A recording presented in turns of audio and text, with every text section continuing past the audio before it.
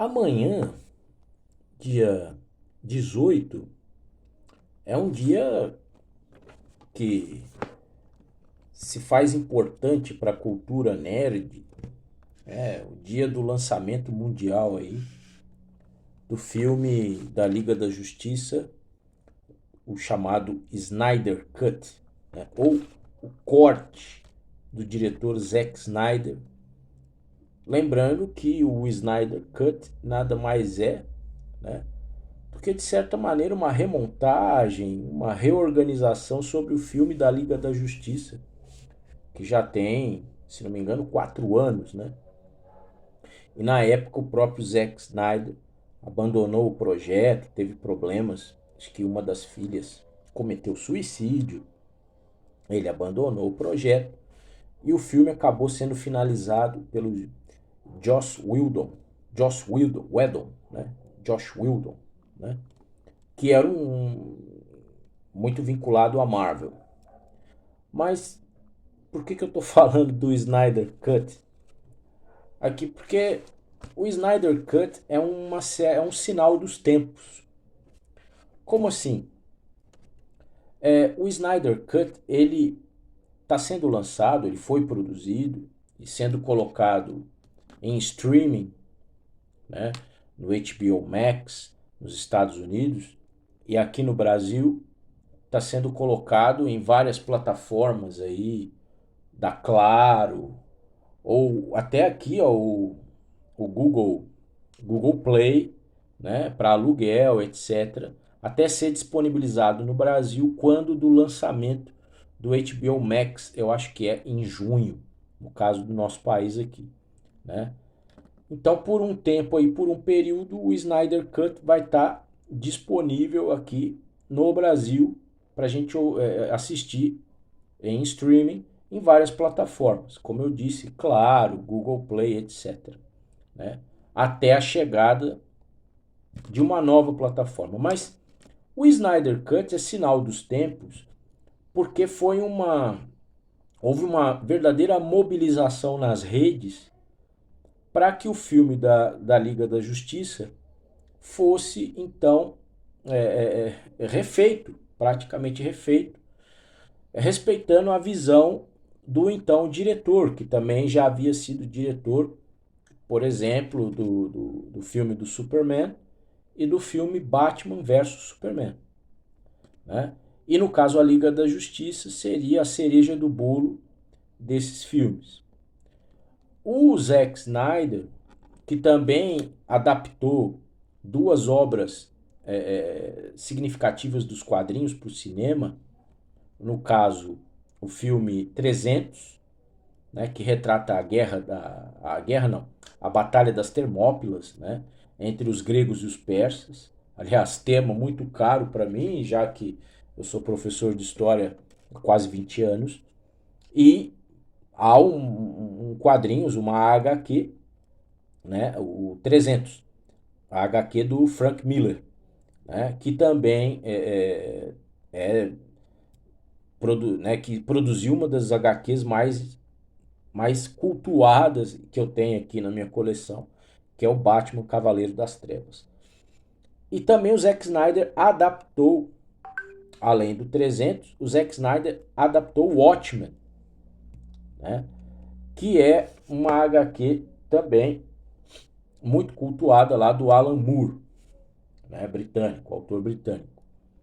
Então, o Zack Snyder, ele tem uma estética muito própria, né? Muitos falam que são filmes mais sombrios e tal, temas.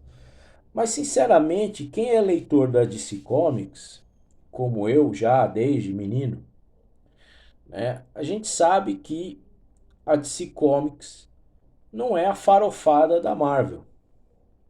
Não é o carnaval Marvete, vamos dizer assim, né? Os quadrinhos da DC, eles têm vamos dizer assim, uma tendência para tratar de temas mais adultos, e os próprios heróis, de certa forma, eles têm uma certa carga, um certo peso que a gente não observa tanto assim na Marvel. Na Marvel a gente observa personagens de maior leveza. Então, é histórico, por exemplo, histórias na DC Comics, como a do Arqueiro Verde, tratando de drogas, né? Isso lá na década de 70, etc. O Arrow, né? Hoje conhece mais como Arrow, por causa do seriado da Warner, né? Mas é um tema pesado, né? E então, de certa forma, as ideias, a estética do próprio Snyder casam bem, muito bem, com o histórico da editora. E por que o Snyder Cut se tornou sinal dos tempos? Porque a gente vive uma sociedade informatizada, em rede, né? E claro, hoje em dia, né, de certa maneira, a gente conjuga esses desejos, esses anseios, de uma forma muito ampla. Então houve realmente uma mobilização nas redes, e isso até, poxa, se não me engano, fizeram uma vaquinha nos Estados Unidos e colocaram uma propaganda na Times Square pedindo, né, release the Snyder Cut, né, libertem o Snyder Cut, né? Então foi um apelo aí dos fãs para que essa versão do diretor tomasse vida, e é o que acontece a partir de amanhã.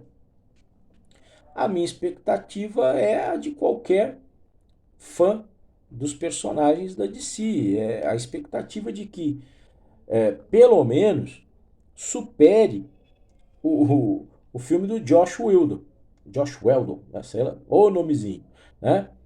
E realmente, os personagens, né, observando aquilo que já está na mídia, né, os trailers que foram lançados, né, a inclusão do Darkseid, né, como um personagem concreto na trama e não como um personagem, vamos dizer assim, por detrás das coisas, como foi colocado no primeiro filme, na primeira versão, né, o Lobo da Steppe, o Steppenwolf, é uma espécie de arauto, né, do Darkseid.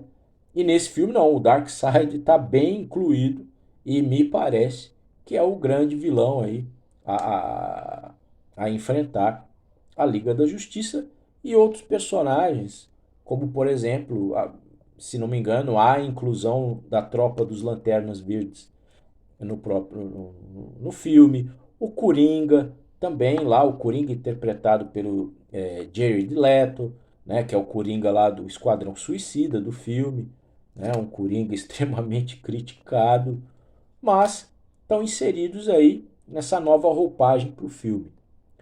Vou assistir dentro das possibilidades, né? Se não agora, no mês de abril. E aí eu posso até pensar em elaborar algo aqui para dividir com vocês, né? Mas realmente é sinal dos tempos, né? Hoje as redes, de certa maneira, conjugam desejos, conjugam anseios e existe toda uma pressão, toda uma influência, né, das mídias sociais, das redes sociais, de maneira a fazer com que uma,